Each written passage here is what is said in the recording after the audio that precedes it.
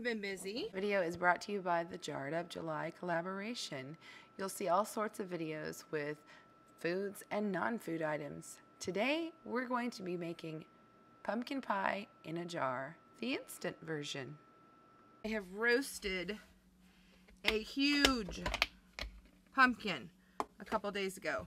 I'm going to pour off some of this liquid. I actually believe I have a video on how to roast a pumpkin. If I do, I'll make sure to put an iCard in here for you. And now I'm going to start blending it up. This was one huge pumpkin, if you can believe it. Actually, you know what? We're going to make this a little easier on ourselves. This pumpkin got so soft when I roasted it that it is easily going to just mash right here in the bowl with that. It's perfect puree. There's no need in going through and measuring this out twice. So I'm going to get the most liquid ingredient, which is my eggs. And I have guinea eggs today, so I'm going to use 5 of these per batch.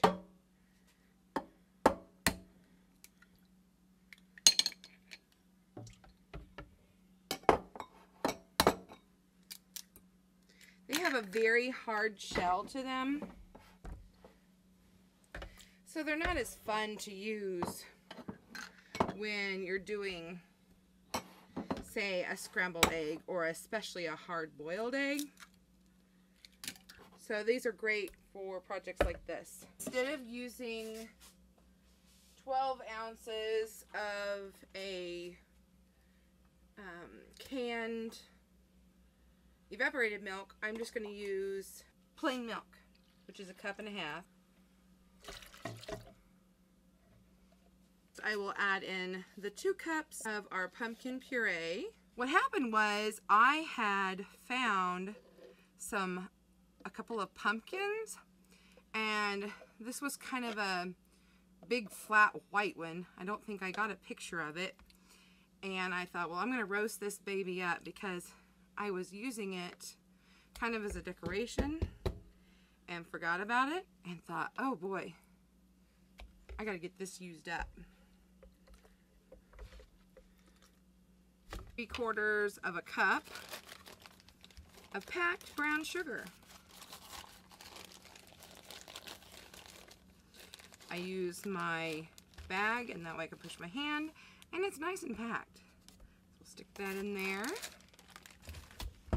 And then we just need 1/2 teaspoon of each of the remaining ingredients, which is salt,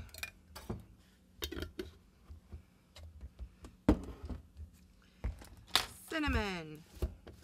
You might notice that I keep measuring spoons in some of my ingredients, like the salt and now the cinnamon. It does really help if you can do that with your flour, sugar, any of this dry ingredients. That way you don't have to dirty up a bunch of different spoons, and you can get them really cheap, usually at garage sales and thrift shops. Nutmeg. Uh-oh. That was 1/2 tablespoon. Well, that one's going to have a lot of nutmeg in it now, isn't it? And ginger. And that is it. This is our pumpkin pie filling. All we have to do at this point is mix it up. Voila! We're done. Guess what we're going to do next, folks? We are going to put it in our freeze dryer. Yep.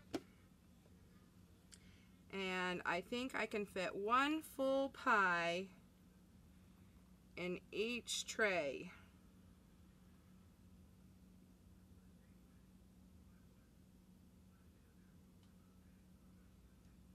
And what do you know, folks? It fits.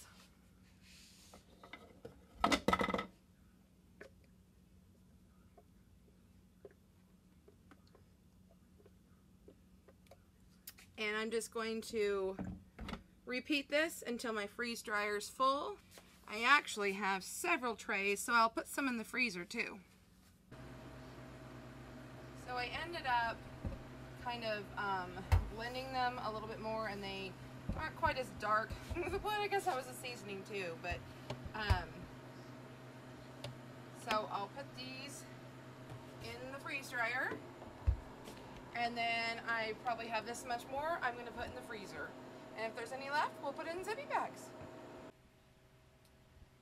Alright, they fit perfectly. Give them a little jiggle. I have these lids that go on for stacking in the freezer. So I'm going to try to very carefully, one-handedly, take this to the freezer. It's thicker than my milk, so this is a little easier.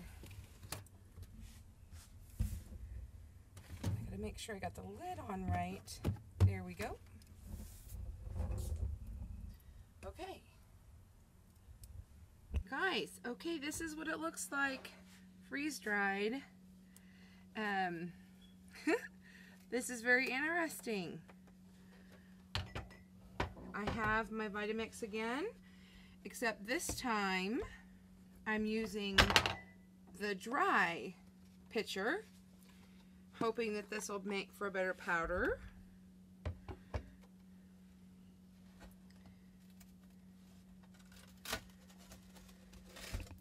Looky there, one big chunk. Definitely different than when I did milk or eggs.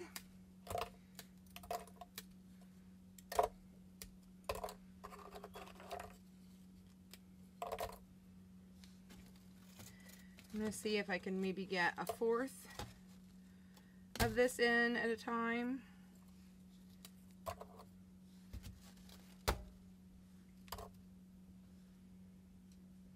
It doesn't have a big smell to it.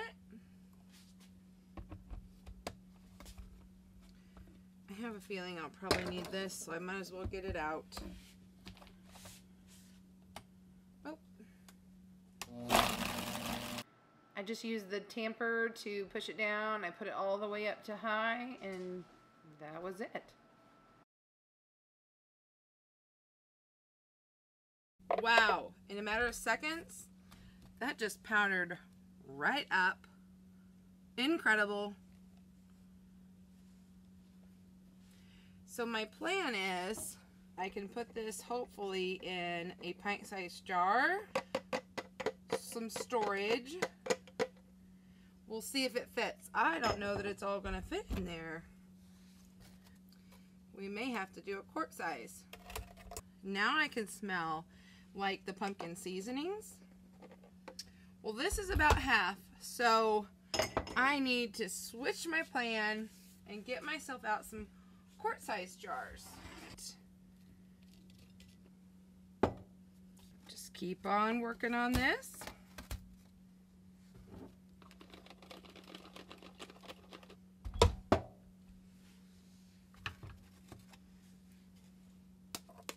This is just crazy. It's really hard.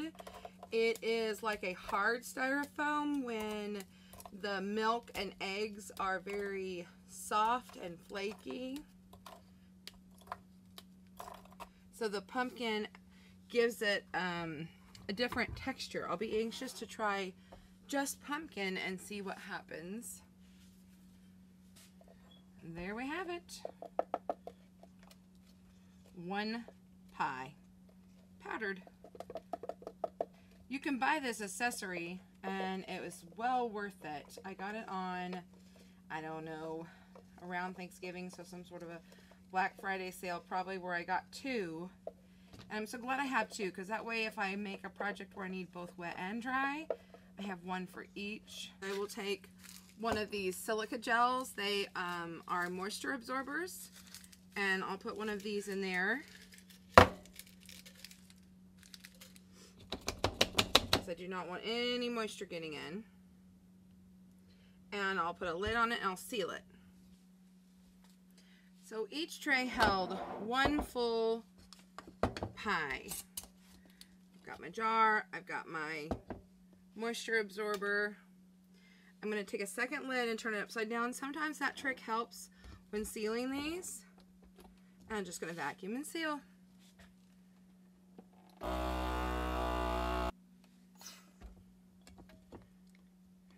I'll just pull this off. We've got a good seal.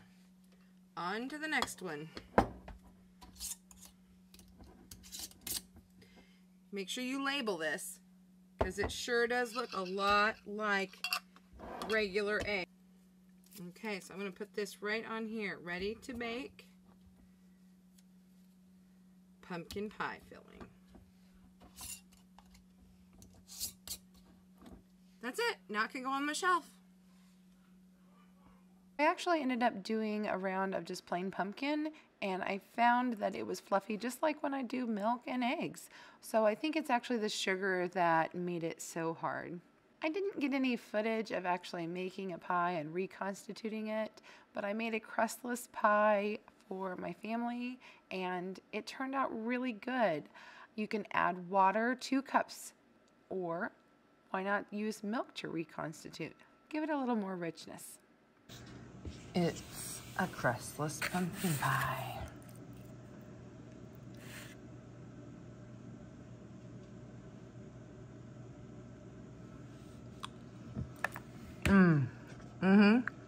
Yep. Thank you, Tony and Blue, for inviting me to be a part of this Jarred Up July 2023 collaboration. It was fun as always. I hope that you all take the time to go watch all the other great videos.